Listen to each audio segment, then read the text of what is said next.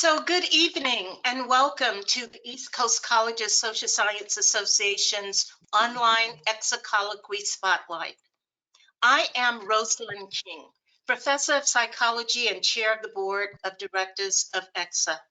In each Colloquy Spotlight, we will feature significant scholars on a variety of topics related to our 2021 annual conference, whose theme is defining and confronting the challenges of race, racism, and inequality in the 21st century, a state-of-the-art assessment.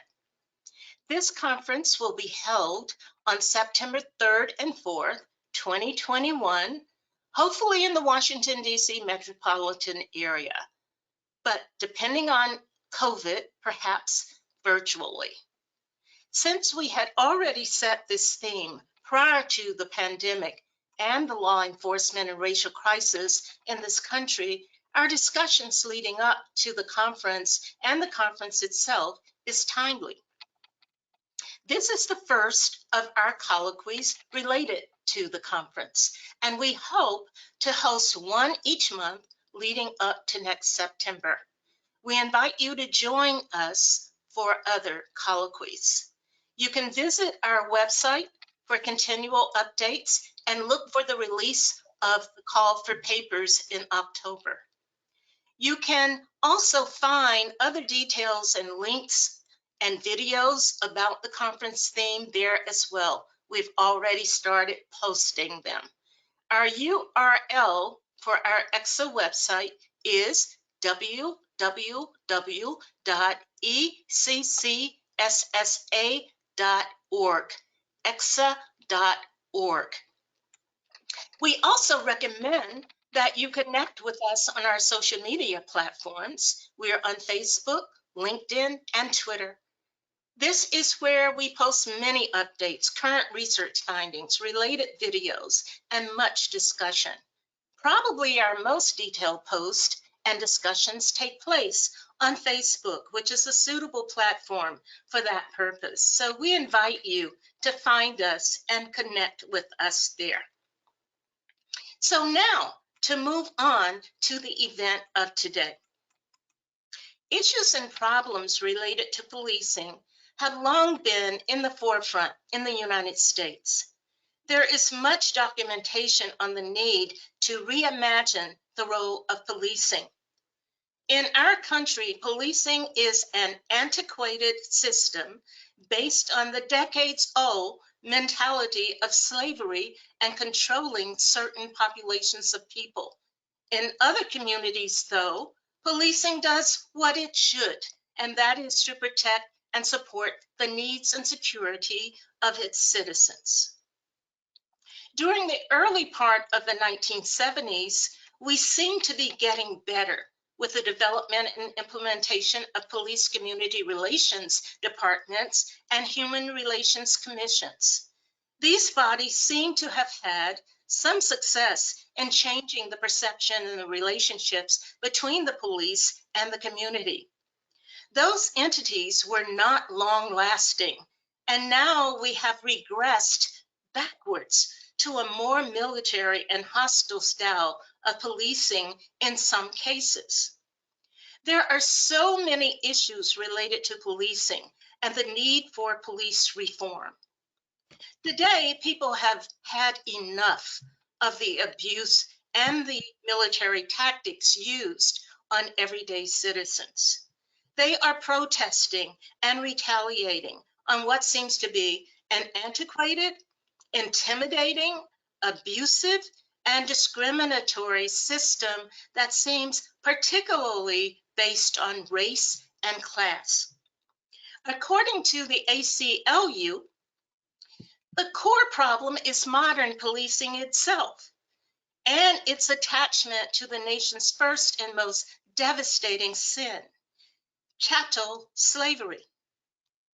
Modern police forces in this country can be traced back to those slave patrols that were used initially in Charleston, South Carolina.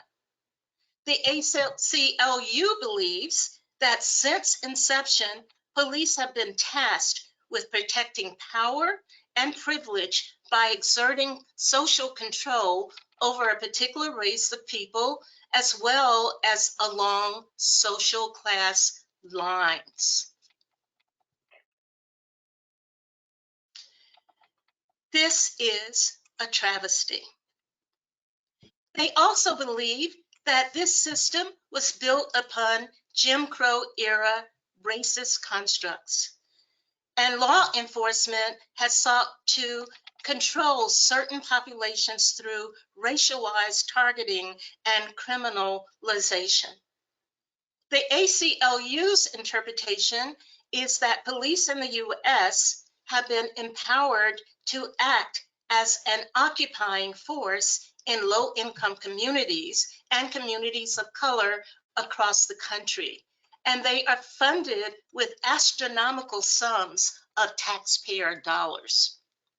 Many other issues are also present relative to the nature of policing in our country. But the overwhelming conclusion is that the current model of law enforcement is not working in this country, and there is a need for reform.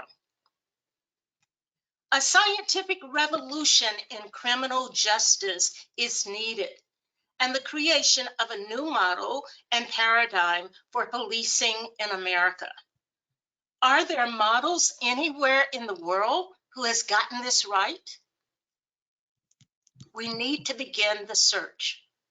We lag far behind in our consciousness in understanding some of the basic human rights, such as respect for persons, the protection of all, fairness and justice, do no harm, and most importantly, adhering to a code of ethics and a moral compass. Of course, there are variations in these valuations, with some in law enforcement demonstrating the highest moral principles and standards. However, for many others in law enforcement, there has been a tremendous deterioration in the human consciousness, values, morals, and ethics. Our talk today by Dr. Jean Grabiner raises a critical question. Who polices the police? He poses important questions about policing and the standards of policing. Such a topic as this one is very timely amid chaos in our nation and the conflicts between the police and community. We welcome his insights and his expertise. Before we begin, let me provide you with a brief overview of his career. And for those of you who are attending, we have posted his CV and other handouts of his work and publications in the waiting room of this platform for your access. You can feel free to download them and save them to your computers. Dr. Jean Grabiner is SUNY Distinguished Service Professor Emeritus in the Social Sciences. He earned his doctoral degree from UC Berkeley in the Sociology of Education. He has 2 master's degrees, one in criminology, also from UC Berkeley, and a second master's in education from San Francisco State University. Dr. Grabiner earned his bachelor's degree in history from Adelphi University. He is Professor Emeritus at Erie Community College in Buffalo, New York. He is widely published with scholarly articles, selected essays, invited papers, and lectures. He has also authored 2 books of poems. He is married to Dr. Virginia Grabiner, Professor Emeritus of Sociology at Buffalo State University. She also is a scholar and advocate for social justice issues, women's rights, and criminal justice. Jean will talk for about 45 minutes, which will then be followed by questions and answers from our participants. Please post your questions in the question section of this platform. We also will allow you to unmute your mics and activate your webcams for the purpose of speaking directly. Jean, thank you so much for agreeing to join us today and deliver this talk. I now yield the floor to Dr. Jean Grabiner. Thank you, Dr. King, and I want to thank ECCSSA for inviting me to make this presentation. So we're talking about who polices the police. Well, policing is organized in general by class and by race in the United States. In England, the Bobbies, Prime Minister Robert Peel's Metropolitan Police, were used to control what were called the dangerous classes. These are primarily the urban working class, perceived by the ruling class as a potentially rebellious, if not revolutionary mob. In the American colonies and in the United States, the overseer system and the slave patrols were early foundations of policing. Policing of slaves involved protection of slave owner property and the social control of labor. Antonio Gramsci observed that there is, quote, an apparatus of state coercive power that legally enforces discipline on those groups who do not consent either actively or passively to the character of social, political, cultural, and economic life, close quote. Surely this continues to be the case with people of color, most specifically the African American community. African Americans are largely a working class population, so policing Black America remains an activity of the social control of labor. Social class has always been implicated in policing, together with that other special historical and enduring United States dimension, race. A legally sanctioned law enforcement system existed in the slave states before the Civil War for the express purpose of controlling the slave population and protecting the interests of the slave owners. Similarities between slave patrols and modern American policing are too salient to dismiss or ignore. The slave patrol should be considered a forerunner of modern American law enforcement.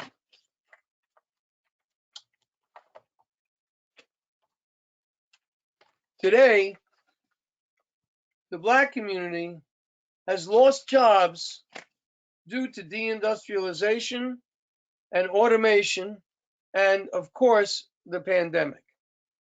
In this context, and even before the coronavirus, the police have continued to play their historical, political, and economic role of regulating Black labor.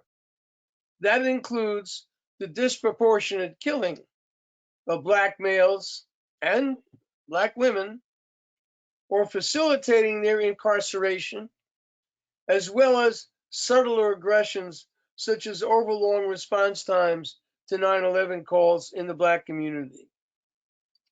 And I should note here in passing, there's a book called Who Needs the Negro by Professor Sidney Wilhelm of the University of Buffalo Sociology Department.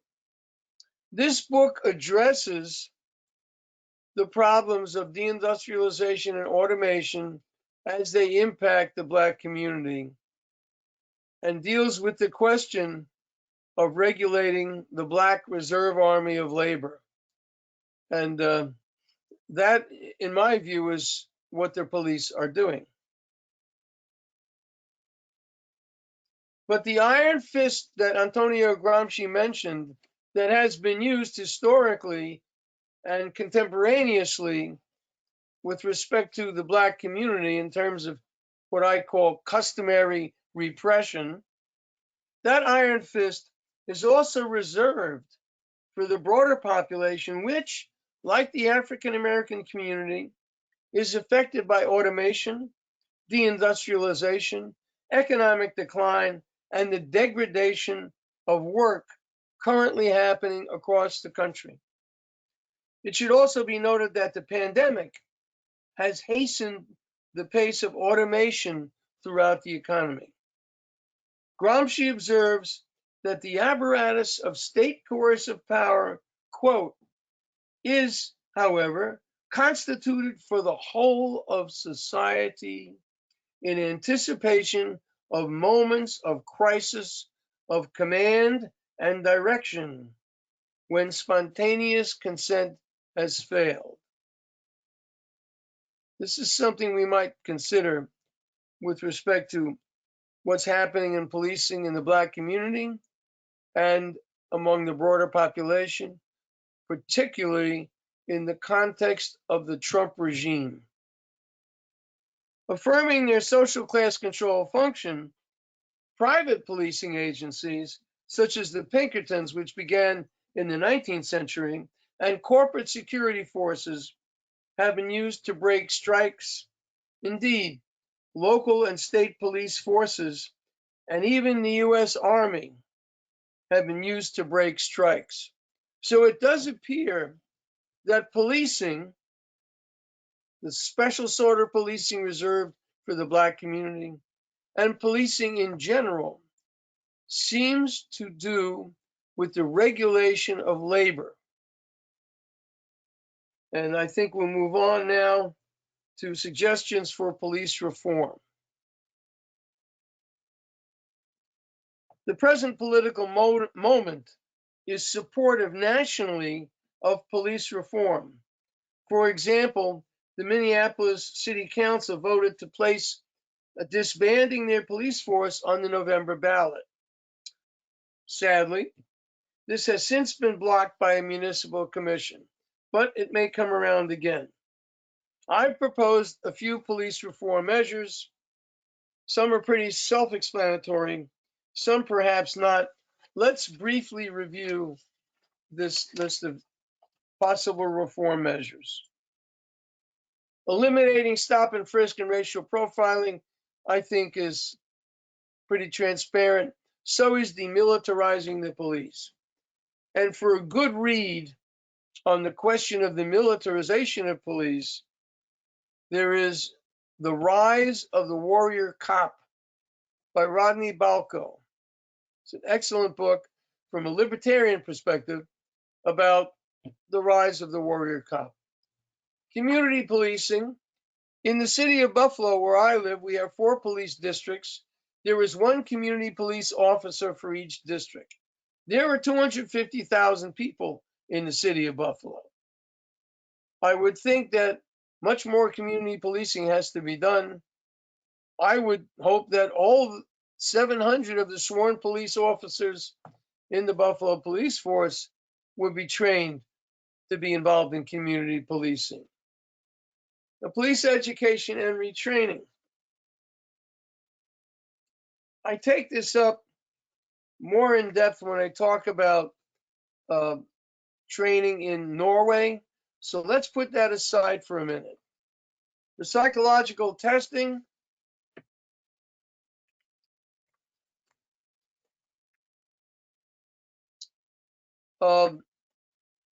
There's an exam that tests implicit bias, and I've recommended that the implicit bias test be used for Buffalo police and used on a regular basis, perhaps every 5 years.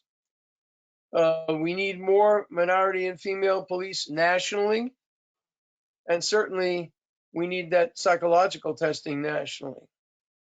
Police promotion criteria should not be based on how many crimes are cleared by arrest or how many arrests are made, but promotional criteria should be based on crime prevention.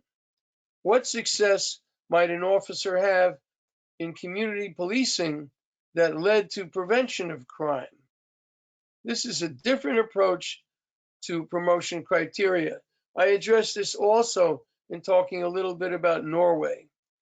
The role of police unions. Now, police unions actually seem to function like internal affairs organizations within the very police department itself. And there is also a code of silence. So it's very difficult to find out, in fact, what has been going on when a complaint is filed against the police. In New York State, there has just been a law rescinded. The law prevented personnel records from being available to the public of public employees.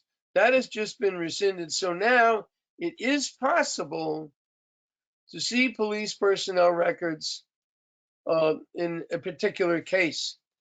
And the police union in the city of Buffalo has been suing to oppose that. So I think we can continue with these suggestions for reform. Independent prosecutors, in the event of a death at the hands of police or in a police-civilian encounter, there should be independent prosecutors who will address the case. Too often, the district attorneys are very much tied up with the police department. They often get funds from the police for their reelection. They depend on the police to bring in evidence for trials, et cetera, et cetera. So it would be much better to have independent prosecutors who are insulated from the district attorney police department relationship, and they could conduct an independent investigation where a death occurs in a police civilian interaction. And then complete civilian complaint review boards. I recommend that, and the need would be to have an independent civilian review board of police with subpoena power, with investigators, and with an attorney attached. In the city of Buffalo, there is a commission on human rights and citizen relations, but that commission has subpoena power. That commission actually could be used to subpoena police records and to examine police behavior. The 11 members of this commission are appointed by the mayor of the city of Buffalo. I worked with a group called Open Buffalo and the Partnership for Public Good, of which I'm a member. We went to interview the director of the commission, and we were told that they have never received a single complaint from any civilian about the police. So, at least in the city of Buffalo, it may be a good idea to have an independent civilian complaint review board with its own investigators and its own attorney, independent of the political structure of the city of Buffalo. And I would recommend that nationally. Police and grand jury testimony. There's no reason that a police officer should be giving testimony at a grand jury when the grand jury is trying to find the facts of a case to determine whether or not an indictment could be handed down. Most particularly, if this police officer is also going to show up in a jury trial. So the idea would be not to have the police officer involved in giving grand jury testimony that might taint the grand jury itself. Next, I think this is pretty transparent. Databases on excessive force events, etc. And certainly we need in this country a national police job performance database. It's unconscionable that police can use excessive force, be fired from one department, perhaps be sued, and then be picked up and employed by another police department somewhere else in the country. That is unconscionable, and there should be a job performance database. Now, we also need body cameras, and body cameras are beginning to be used throughout the country. They're used in the city of Buffalo. The problem is, of course, do the police turn them on? When do they turn them on? But we also have cop watching by civilians. And civilians have a right, which was declared in a Supreme Court case. Civilians have a right to video or photograph police-civilian interactions. They have that right anyway because they're in the public. So that's very important. We have to depend many times on witnesses with cameras who were videoed. For example, we would not have known about George Floyd unless those who are witnessing his murder videoed it with their camera. So cop watching is extremely important, and we can also use body cameras. And this is a way to hold police to the line of what they're supposed to be doing. And then I would recommend ending qualified immunity. I want to talk a little bit about that.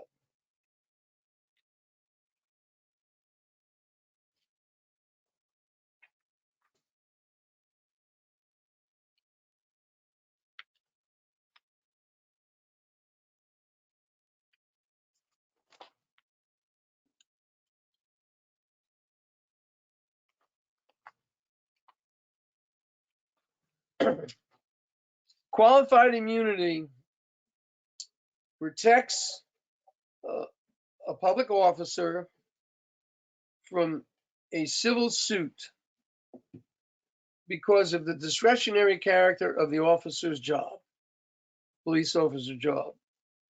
Qualified immunity was a doctrine that resulted from a Supreme Court case called Pearson versus Ray in 1967, in the middle of the civil rights movement.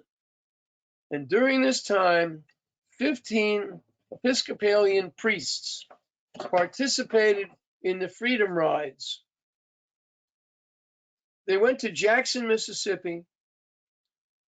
These 15 priests, and 3 of them were African American.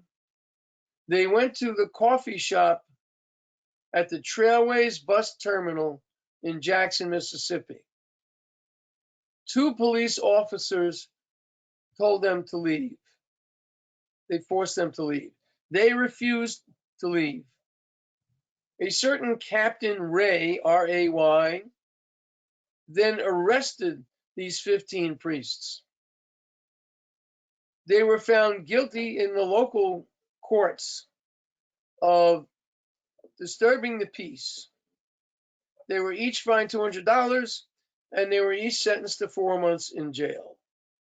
A higher court reversed the decision. One of the ministers, one of the priests, by the name of Pearson, who was the son-in-law of Nelson Rockefeller, it turns out, sued the courts for the way he was treated. And he sued Captain Ray of that police force. The case went all the way to the Supreme Court, and the Supreme Court decided in favor of Captain Ray, establishing the doctrine of qualified immunity. So in fact, Pearson could not get any judgment against Ray, but the doctrine of qualified immunity was established. Now, I find this to be very ironical. This emerged in the era of the civil rights movement. These priests were working for civil rights. They were treated in an anti-civil rights manner, in a racist manner, in a hostile manner by the Jackson, Mississippi police. And one of these priests sued because of what happened. So the doctrine of qualified immunity, which has protected a number of police officers who have killed African American people, emerged in a Supreme Court victory for the forces of racism in 1967 against this priest who was working in the Freedom Rides in the civil rights movement. So I think that is ironical. I think we can continue.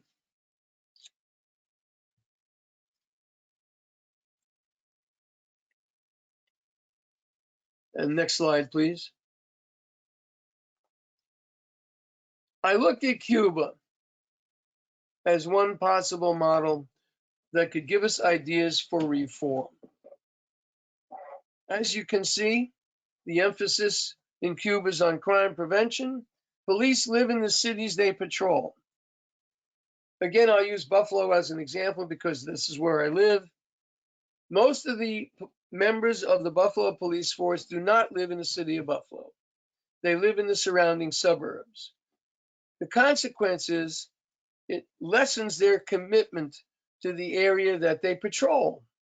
Also, their tax dollars go to the suburban communities instead of to the city itself. So I would urge that in the city of Buffalo and nationally, police should live in the cities they patrol, and this is what is done in Cuba.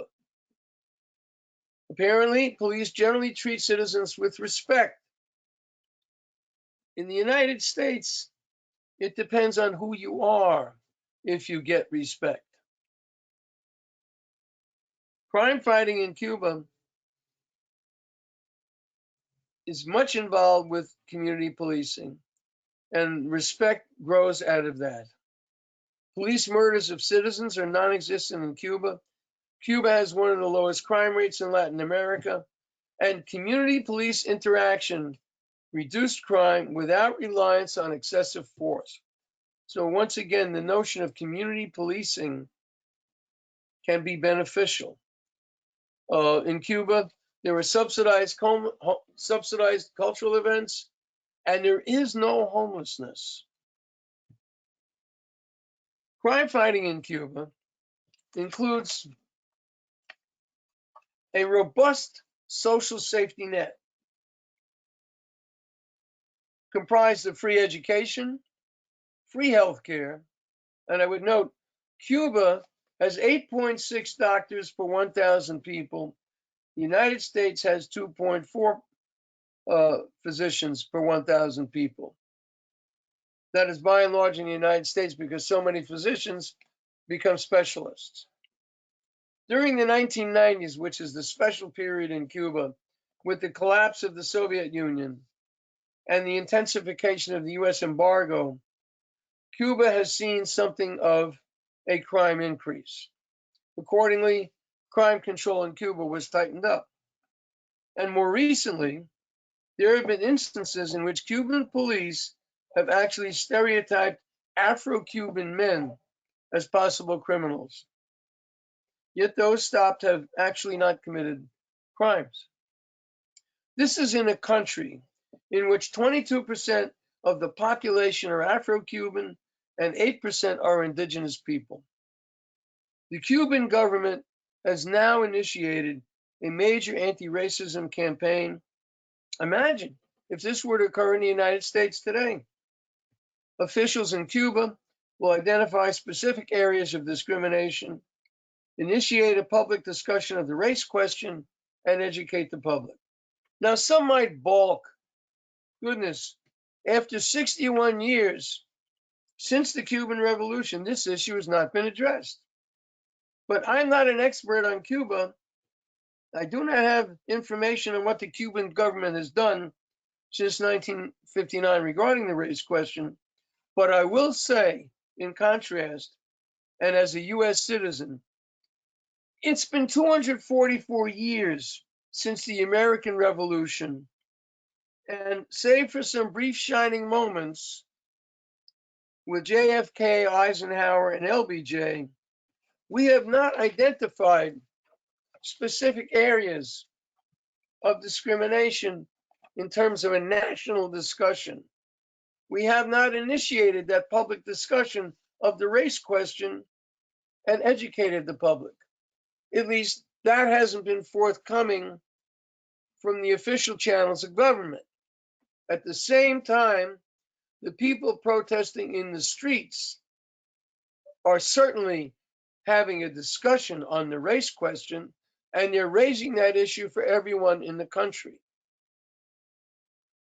In terms of national policy, it seems that the United States is now going backwards on the race question. But this has been true by fits and starts ever since the Reagan administration.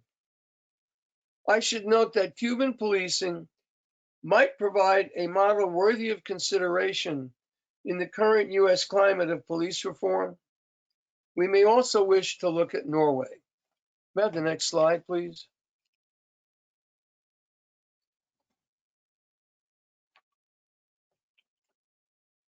This is quite interesting. In Norway, the police are not armed. In Norway in 2019, no one was killed by police, the same year in which 1,090 people were killed by police in the United States. Norway has a tradition and expectation that officers will police by consent, not by force. Some may claim that comparing Norway to the US is unfair on a number of social and economic measures, including population and population characteristics, poverty, homelessness, street crime, gun availability, untreated mental illness, and racial discrimination. However, since pressure is growing for police reform in the US, it may be worthwhile to look at Norway as one model. In Norway, respect for the police is not gained by fear. In Norway and the other 18 countries in which police are unarmed, police authority is secured by maintaining people's trust, respect, and approval. Success is measured by the absence of crime itself, not by how many arrests police officers have made. And as an illustration on the question of arming police, in the United Kingdom, which is one of the 19 countries that are in which the police are unarmed, in the United Kingdom, if police need guns, they must be signed out. They are not carried daily. Likewise in Norway.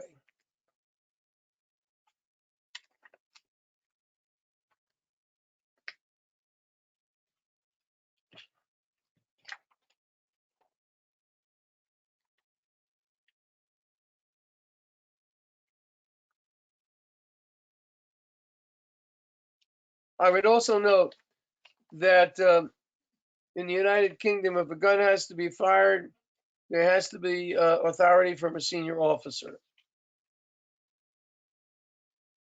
Now, I mentioned training as one of the possible reforms, police retraining in the United States.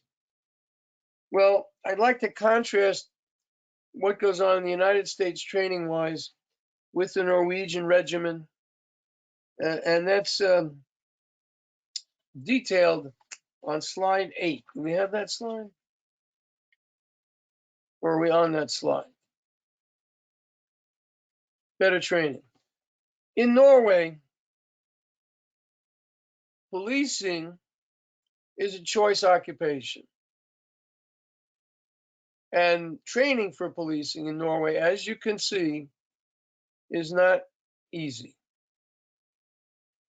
In contrast to that training regimen, we could look at Erie County, which is the county in which I reside, Erie County, New York. Applicants to the Erie County Police Academy must possess the following as admissions requirements. They must have completed 30 credit hours of a college course. So that would be 2 semesters of coursework. That is waived for veterans. They must have a 2.5 GPA or higher. They must have no felony convictions. They must have a New York State valid driver's license, and they must be able to pass a physical pretest, push-ups, sit-ups, and running 1.5 miles. Those are the qualifications to apply to Central Police Services, the police academy itself in Erie County, to be a police officer. The police academy course itself lasts 17 weeks. And as reported in The Hill, and quoting a study by John L. Hutchins of the Baltimore Sun, this is a quote, 83% of all U.S. police agencies require only a high school diploma. Only 8% require some college. And it turns out that officers with college training seem to have better ability in handling police-civilian interactions. May I have the next slide, please?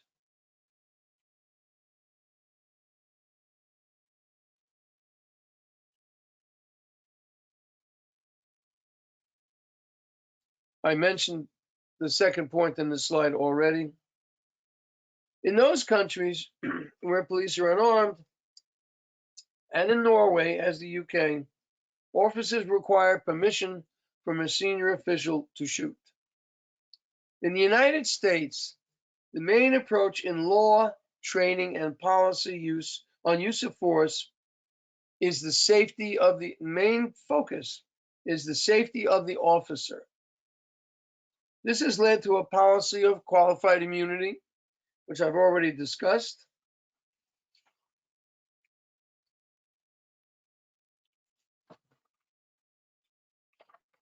And so I think we can move on to the conclusion.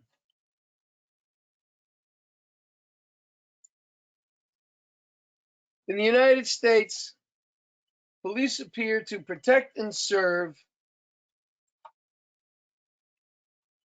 predominantly middle class and wealthy communities more than working class communities. While there is a police slogan, protect and serve, based on social, political, and economic reality, it may more accurately be said that those who have more to protect get more service. The U.S. epidemic of police violence clearly targets Black males and Black women.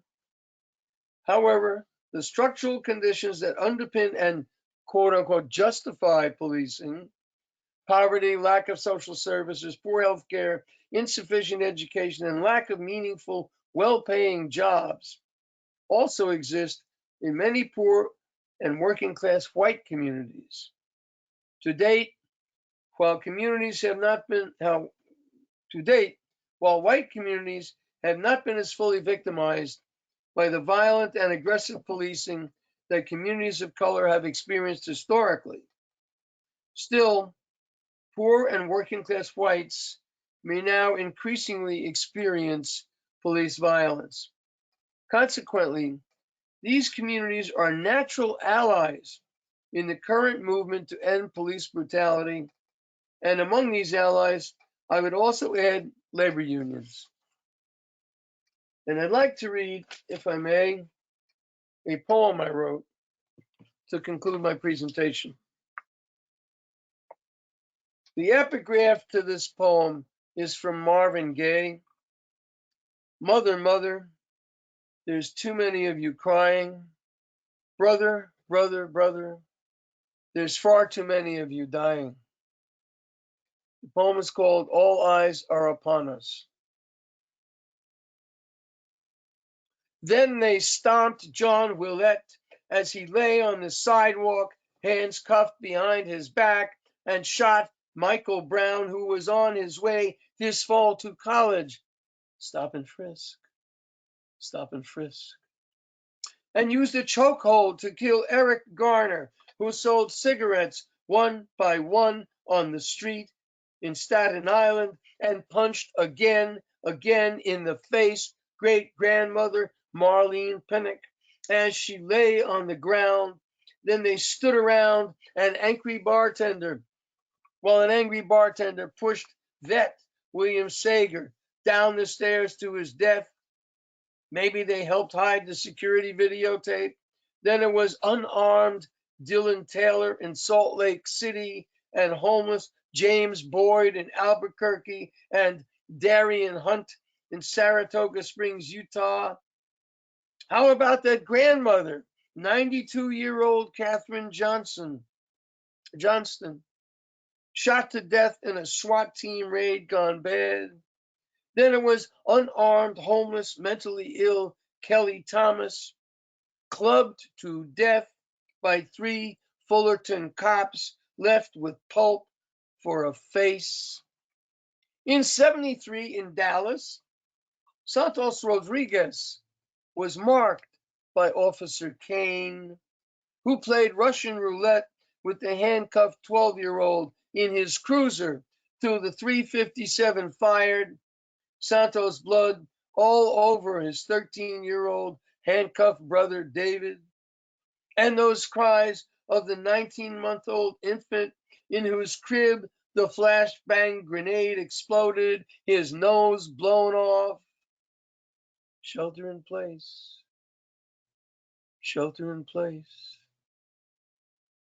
Or 41 police gunshots at immigrant Amadou Diallo, who died right there in the doorway of his Bronx apartment building. And that cop who shot and killed 7-year-old Ayanna Stanley Jones as she slept. And those Cleveland cops who shot 12-year-old Tamir Rice, who had a BB gun and gave him no first aid, watched him die. All those police with gas masks and helmets in Ferguson, Missouri, telling the people, don't be on the streets after sundown. Ferguson, still a sundown town, maybe soon like a town near you, with M16s, MRAPs, armored personnel carriers in this war against the people. Lockdown, lockdown. This is an interminable elegy. This elegy must end. Thank you.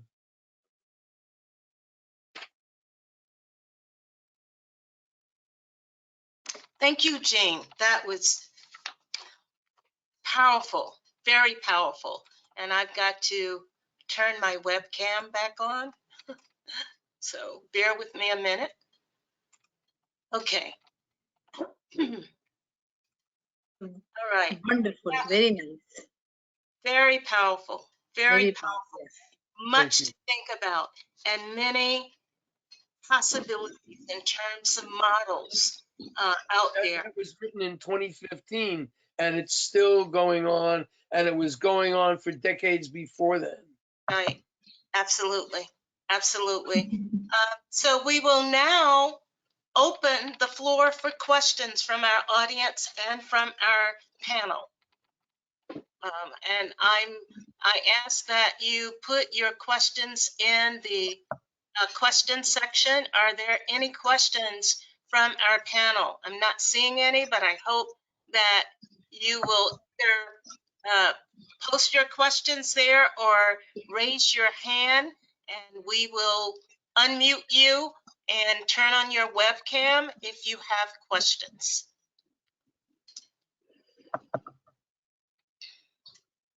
So while we're waiting on those questions, I direct questions to our panel.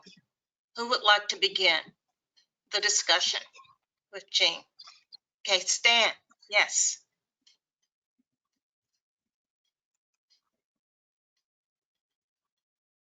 Stan, you're muted. Okay, I'm back now, right? Okay, yes.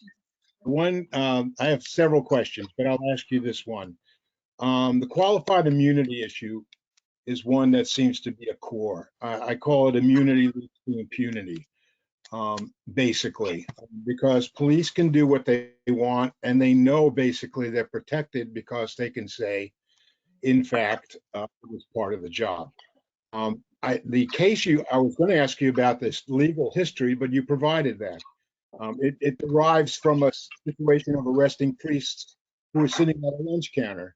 But how did it get, how did it get to the point where it actually is allowed to justify murdering people? arresting people is one thing, but murdering people is something else. Can you enlighten us on that, how it's gotten so extreme? How many times have we seen that it was justifiable homicide? If we look Right. at Breonna Taylor, for example, Right. there were 3 police officers involved, and I forget the officer's name, but the Henningsen, I think. But anyway, Hankinson was the one who was in there for one shooting in officer, apartments, right? one officer has been charged by the Kentucky, by the grand jury for endangerment. And this charge, three charges of endangerment for shooting into another house in which there was a pregnant woman and so on, and a family. Okay, and by the way, that they happen to be white. No charges were brought against any of the 3 officers for Breonna Taylor's killing. She was shot 6 times, once in the foot, shot 6 times. And this was all justifiable. And the way it's been justified, the story that is told, is that her boyfriend, whose last name is Walker, I forget his first name, Thomas, is it? I'm not sure. Anyway, the story that is told is that the police knocked and announced themselves and said who they were, and the door was opened, and Breonna's boyfriend was standing in the hallway holding a handgun in a shooting stance and fired the gun and hit one of the officers, by the way, in the thigh, I think. All right. So this justifiable homicide, they immediately fired. Remember, the whole thing is about the safety of the cop. That's been the practice and the law and the policy. So is this true? I don't know at what early hour in the morning they came in, but I know it was early in the morning. And so far as I've come to understand, it was a no-knock raid and the door was busted open. Otherwise, why would an individual who has a legal handgun, by the way, Breonna's boyfriend, why would an individual who has a legal handgun fire at the police if they knocked and announced themselves and so on and so forth? On the other hand, if it's a no-knock raid and they bust the door down early in the morning and the lights are out, you don't know who this is. And so we get justifiable homicide. Did the police tell the truth? How many instances were there historically, decades past, where the police have not told the truth? I'm not saying that police never tell the truth. Oftentimes police do tell the truth, perhaps many times, perhaps most times. I don't know. But we have individuals who have been freed from prison by the Innocence Project, oftentimes because of false testimony given by police and so on and so forth. So what else can I say about that? Well, just to extend that just a little bit with a follow-up, it speaks to something you also said with regard to independent I forgot what, prosecutors. The Attorney General took over the case and presented it to a grand jury. It did not, as far as I know, involve, for example, the fact that the person that they were looking for actually was in police custody at the time. So isn't it true, or wouldn't it be true, and I'm not a lawyer, but wouldn't it be true in a regular case with a regular person, not a police, that somebody in the police department would be held accountable for not, in fact, calling off this raid, which was the wrong place anyway, and the wrong people were there. But the Attorney General did not bring it up, and nobody in the police department brought it up. I would think that they are both complicit. And I would think that this again expands that qualified immunity, which you called it ironical, which is a very gentle term for this, that stems from 12 Episcopal priests trying to sit at a lunch counter, to shooting a woman in her own home, and many other examples. But it seems to me that the Attorney General is playing the qualified immunity clause. It seems to me the whole police department is playing the qualified immunity clause, and in fact, they're playing the, what you call it, the code of silence. And Omerta. The term used in Sicily, omerta. okay, and so this to me is of many reforms you had, which are all practical and certainly important. But this to me, again, immunity leads to impunity. They just do things, just, and they know they're going to get away with it. Our president says they choke. That's a really ridiculous kind of approach to it. But I don't think police choke. I think they basically know that, as you say, their safety is number one, and they can get away with pretty much anything under this qualified immunity. And everyone else, including the Attorney General, who's not an independent prosecutor, right? You've mentioned district attorneys, but the Attorney General is just the state level of that. The district attorney of Kentucky stands for election. Right. And he just recently got elected. He's, by the way, happens to be a Republican. Right. The DA needs to get funding for his election. The DA the DA and the DA's department, his whole department, works with the police on a regular basis because they want to make the cases. They have people who are arrested. They want to find out, well, is this going to lead to a conviction or not? So there's a definite intimate relationship between district attorneys and police departments. And it would be best to have an independent prosecutor who has none of those ties in the event of any kind of death in a police-civilian interaction. Right. All right. Thank you. There's going to be more to come. There'll be more to this story. The plot will thicken because of what you mentioned in terms of already having the person they were looking for in custody. Yeah. So, Jean, we have a question from one of the attendees. So they're asking about, are you familiar with the assault of Abner Loima in the bowls of the NYPD jail? Oh, yeah. You want to talk about it? Well, I don't want to give the particulars, but he was sodomized by the New York City Police Department, I believe with a broom. I mean, that's what they did to him. Oh, yes, I remember that. Yeah. Yeah. So would one I don't remember if any of those cops were prosecuted. I do not recall. I think they may not have been, but I don't know. So would Juanita Ali like to say a few words about that? If so, we are happy to unmute you. She said yes. Okay. So we're unmuting you, and if you have a webcam, we can also make you available. I don't have a webcam. Okay. All right. The Abner Loima case was a situation where he worked as a security guard at a club where a fight broke out and a fire, and he called the police for help. When the police got there, because he was a security guard, he assumed it was perfectly all right to tell them what was going on because he was the one who had called.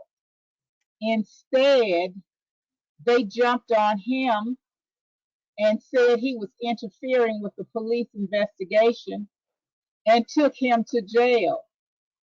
In taking him to jail, instead of questioning him, finding out what was going on, and simply letting him go, they took him to the, what I misspelled, bowels of the police, station that particular night where the jail was. And they not only beat him, they sodomized him and left him there until it was so bad they had to call for the physician for the jail because they did not want to take him to the hospital. but he refused to allow him to come into the jail, and he was sent to the hospital. At that time, there was some indication because the hospital staff questioned what had happened. But of course, all the police officers that were present that night said nothing. The thin blue line, as we all know, is what occurred. It wasn't until the Justice Department was called in that investigated the situation, and there were going to be other police officers charged besides the one that actually took part in the sodomizing of Abner Louima.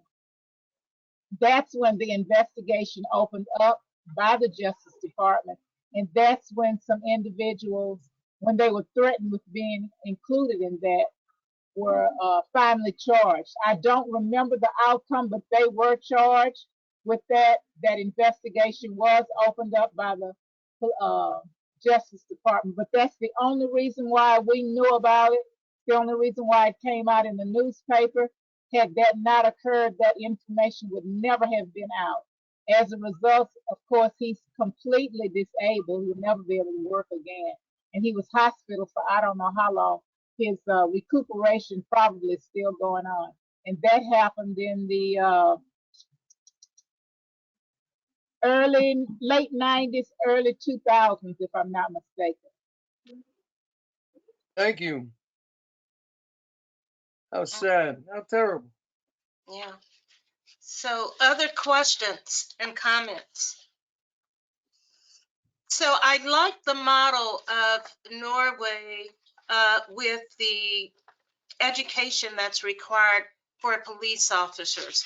How difficult would that be to implement in the United States? And have there been recommendations for higher qualifications for police? I think it would have to go city by city, department by department in the United States. Norway has national policing, so it's relatively easier to do that in Norway, but it could happen.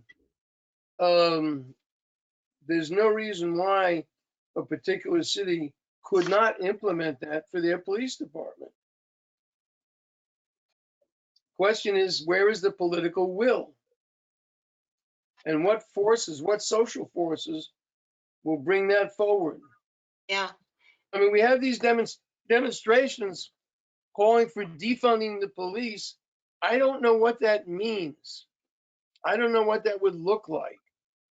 I think some people feel when you say defunding the police, it means getting rid of the police department.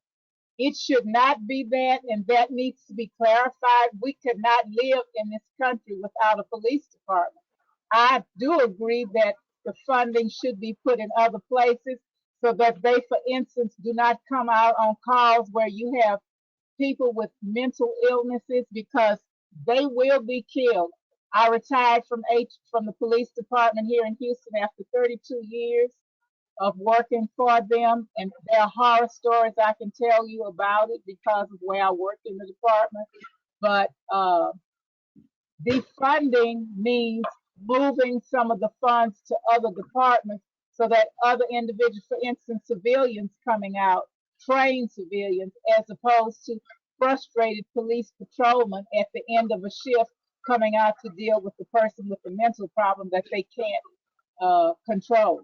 We have had some psychologists in Erie County saying that if they had to go and deal with a person with mental illness at nighttime, they don't know what's going to happen.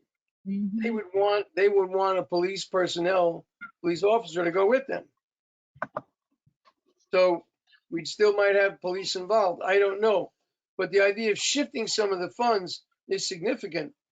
The Buffalo Police Department funding accounts for roughly 50% of the municipal budget of the city of Buffalo. Yeah, it's 75% for Houston. Yeah. Now, who was it who I was speaking with? Who was the officer who was on?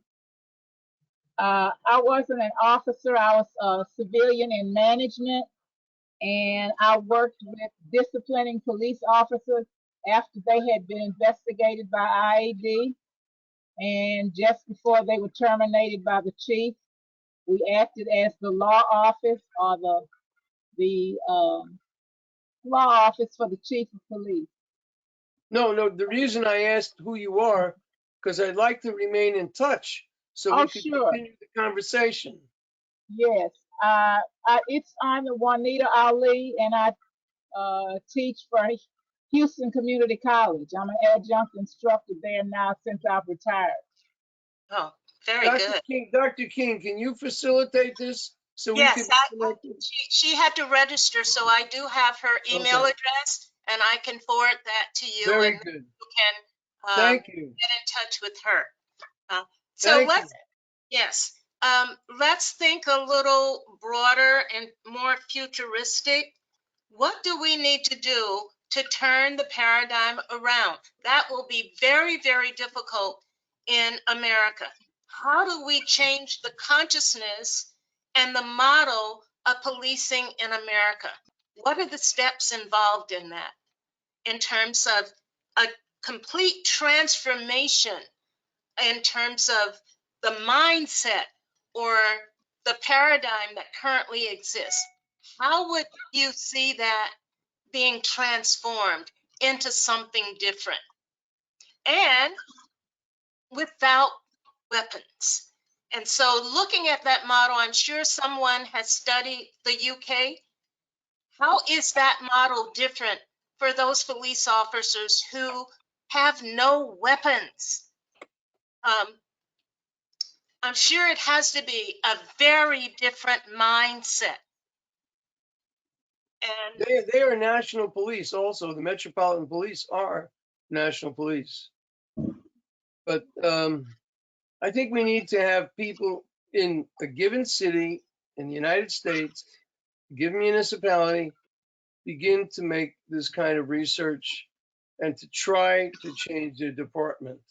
okay, so I Minneapolis might be the place. I don't know. yeah, I don't think it will work on just a local level. I think it has to be a national movement and a policy directive and a plan, a well uh, developed plan with research and documentation to change the model. If it's I'm not national, as we all know, we have to change the national politics. That's a prerequisite for this kind of change. You're going to have to change the crime rate, because in cities like Houston, New York, some of our Philadelphia, where we have our big crime rates, because of gun control in this country, we cannot have police officers without guns. Yes. That has to change. And until we change right. the mindset with Yes. who has access to guns and how Yes. you get them, because I'm not concerned about the person who gets a license. It's the person who will get a gun without a license and rob and kill and shoot up a school. And That's a lot of the unlicensed guns yes, are stolen and transferred from one state to another. In New York State, most of the guns in New York State come from Florida. Most of the unlicensed guns in New York State come from Florida. So, I went to a flea market in Maine about 5 years ago, and there on the table was a .357 Magnum and a holster and a belt. I could have bought that there for $250 and brought it back to New York State. I wasn't required to sign any forms or anything. That was in Maine. Maine is the most rural state, by the way, east of the Mississippi. But yeah, definitely, we need gun control for sure, and that has to come from the top. That has to come from the Congress and the president. and That it's means not, again, we have to change the national politics. and it's at this point in time, it's not. The Yes. Texas being a place where we love guns here, When we have jewelry shows on weekends, the national jewelry shows, they come on weekends in these large halls. They have a gun show that is in the next, not hall, the next room that's partitioned off. While the women are shopping for jewelry, the men are buying guns. Yeah. They make it a family affair, and they're selling guns next door. That's almost every jewelry show we have here. And we have it in a large hall. I'm sure you all have heard of NRG, where we play our football, where the Texans play.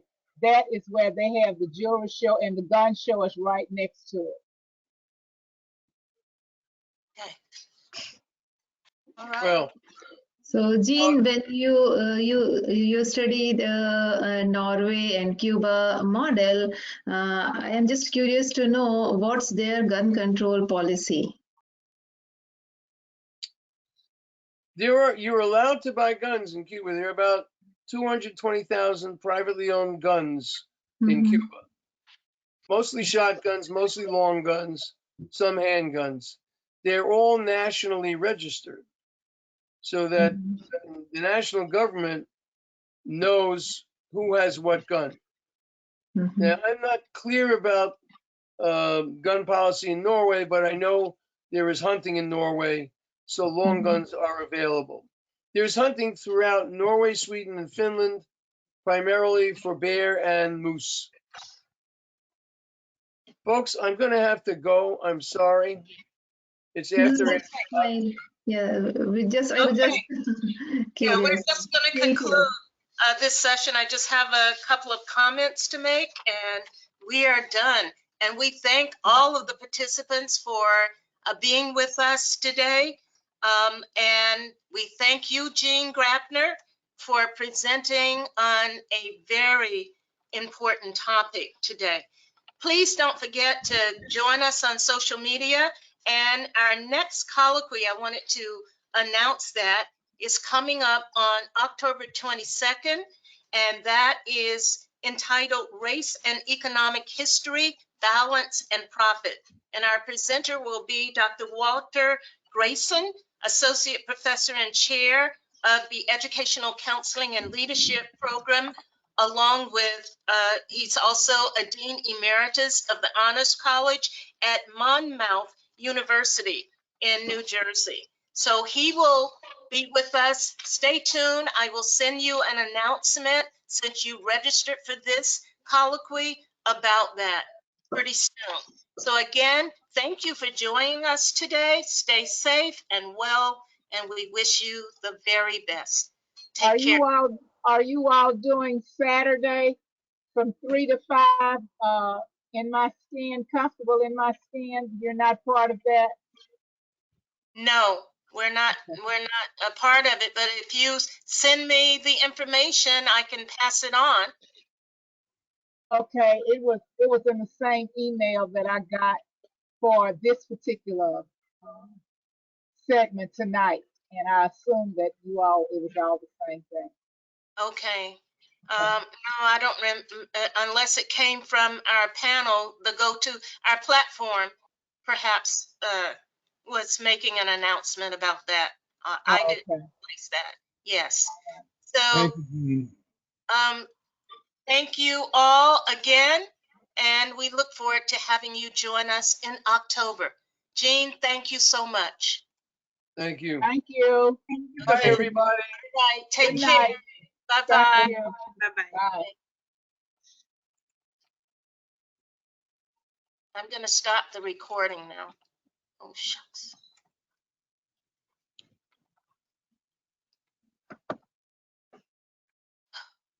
All right. Okay, how do I stop the recording? Let me see. Was there something we were supposed to complete or? Yes, and you will receive an email as soon as you Okay.